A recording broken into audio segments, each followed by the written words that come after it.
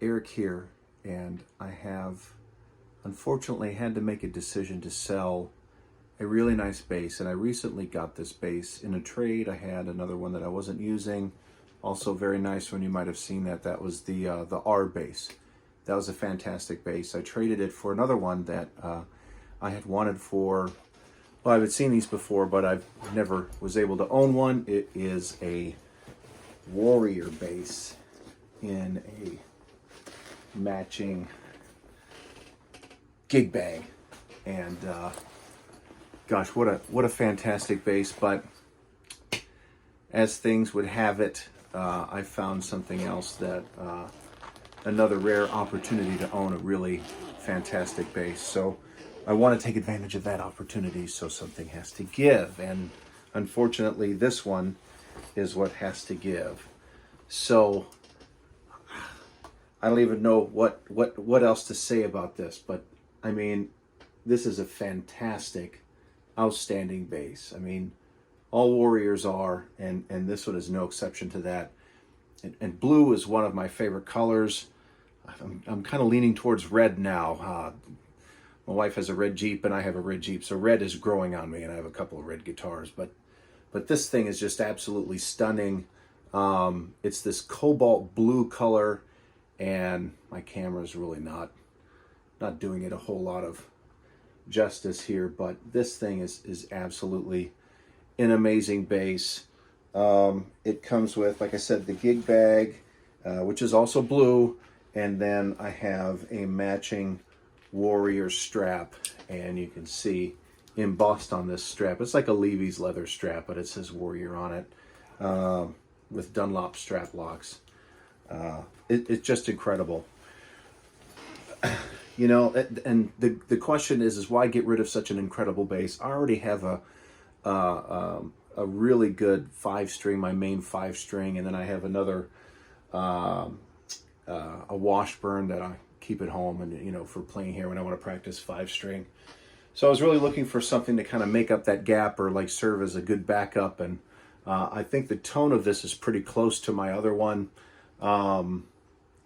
But just to talk about it, it's got an Aguilar OBP3. I think I'm getting my letters right there. OBP3 preamp, which is a volume, tone, blend, mid-range, and it's got, you know, a mid switch there for 2 different frequencies, and then treble and bass.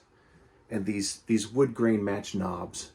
I've never had a bass with wood grain match knobs on it. That is so cool. Really, really nice. I believe the construction is maple and possibly purple heart, but I don't know for certain. I know it does have maple fretboard, and when you look at the edge of the fretboard, I don't know if I can get that in the light, but it's got this flame that runs along the edge of the fretboard. It's just beautiful. 24 frets. The neck is, I mean, it's arrow straight. It has 2 truss rods. No concerns with stability there, and the frets are in really excellent condition overall. There's barely any fret wear. I'm thinking this bass is probably early 2000s, maybe. It's about 20 years old or so, and even though there's a lot of play wear on the bass, like I can find, there's a pretty good sized ding right there. You can kind of see it in the reflection, and you know, it's not perfect. It's got play wear on it. But overall, it still is a really nice finish, and plays and sounds very, very good. What else can I talk about on this? Let's see. The bridge, the Goto bridge, very interesting bridge. There are a lot of moving parts in this bridge. When I got the bass, I took it apart and cleaned it, and almost lost some of the little parts in there that allows the saddles to move in an angle and stuff. But I didn't lose any. I put it all back together and cleaned it, so there's no, you know how dirt gets crammed in underneath the bridge and you can't get it out? All that's done. It's clean. I removed it, totally cleaned it. It's fine. I also had to tighten up the screws for the recessed Dunlop strap locks, so those are loose before. I've secured those. Also, I put in a brand new output jack. The jacket head was fine, but it was just really loose, even though it worked good. I wasn't comfortable with that, so I replaced it with a new one, and this thing is solid.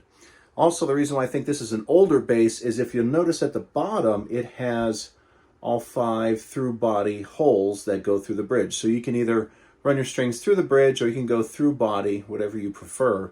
A lot of the newer ones I saw just had the B and the E string holes there at the ferrules, but this has all 5 of them if you want that. It is neck through construction, 24 frets. This is a 34-inch scale bass. And one other flaw I will point out on the back, there are a couple of finish cracks. I don't know if you can see them.